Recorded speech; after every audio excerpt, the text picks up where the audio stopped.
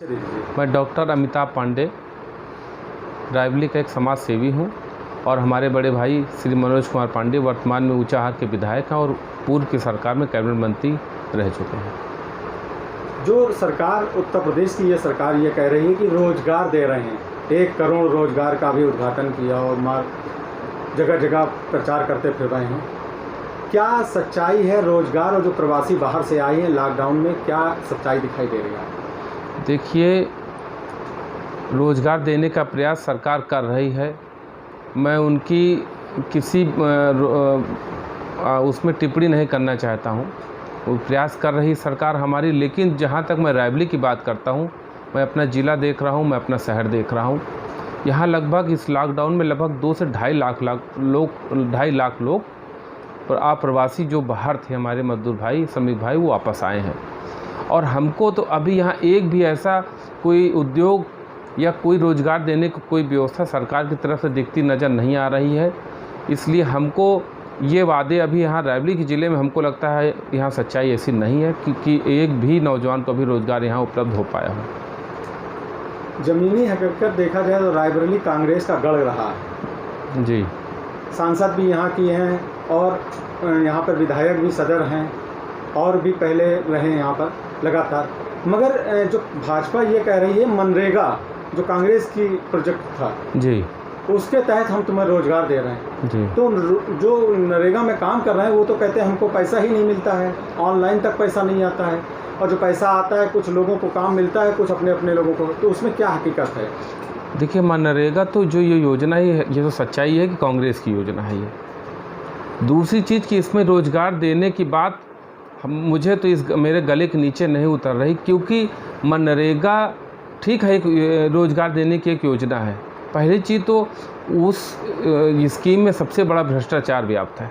ये चीज़ आपको भी मालूम है कि जॉब कार्ड लोग अपने यहाँ खुलवा लेते हैं, बहुत से प्रभावशाली लोग होते हैं, हमारे कुछ प्रधान भाई लोग हैं, वहाँ भ्रष्टाचार होता है और ये सरकारें इसको पकड़ती भी हैं भ्रष्टाचार को।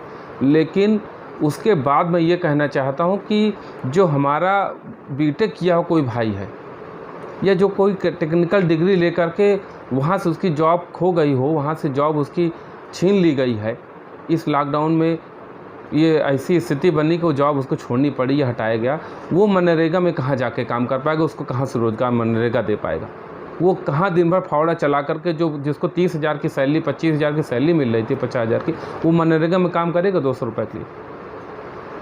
स्वरोजगार की बात कर रहे हैं, गांव में जो महिलाएं हैं, छोटे छोटे लघु उद्योग हैं, वो उसकी बात कर रहे हैं सरकार। कहीं ऐसा यहाँ ट्रेनिंग सेंटर है जहाँ या कुछ ऐसा काम मिलता हो जो गांव में आपने देखा है कि महिलाएं काम कर रही हैं? देखिए, ये योजनाएं तो सरकार की बहुत पहले से चल रही हैं, पूर्व की सरकारें भी चलाती थी। जिला उद्योग केंद्र के माध्यम से PMJSY के PMGGT जो इनकी रोज़गार योजनाएं चलती है, प्रधानमंत्री मुख्यमंत्री रोज़गार योजनाएं चलती हैं, पूर्व से चली आ रही हैं। लेकिन ये कहती है सरकार कि हम इसको कर रहे हैं और बैंकों से हम ऋण उपलब्ध कराएंगे लोगों को, हम रोज़गार देंगे, लेकिन अभी हमारे शहर में या हमारे ज़िले में, हमारे गांव में ऐसा कोई उद्योग लगता हुआ नज़र नहीं आ रहा है। नरेगा में बीटेक के लड़के काम कर रहे हैं, जो बाहर से आए हैं, नौकरी छूट गई है, और कितना उनको अपना परिवार पाल पाएंगे उससे? बहुत मुश्किल है। देखिए, जब आदमी एक स्तर पर अपनी जीवन जीना शुरू करता है तो उसके खर्चे भी उसी हिसाब से शुरू हो जाते हैं। उनके बच्चे बाहर पढ़ते हैं, अगर वो गांव से लाकर अपने बच्चों को शहर में पढ़ा रहा है तो उसको 10 से 15,000 रुपये 2 बच्चों में खर्चा है, तो ये मनरेगा से पूरा करना संभव है। प्रशासन का क्या रोल रहता है नरेगा में? देखिए, प्रशासन का रोल रहता है कि भ्रष्टाचार न होने पाए, सबको रोज़गार मिले और अधिकार मिले, लेकिन ये भ्रष्टाचार इतने नीचे स्तर तक व्याप्त है कि उसको प्रशासन रोकने में असक्षम है। तो आप क्या मानते हैं, सच्चाई है या ये एक सरकार की मनगढ़ंत कहानी तो नहीं कह सकते हैं। सरकार प्रयास कर रही है कि रोज़गार दिया जाए, लेकिन कहने और करा लेने में अंतर होता है।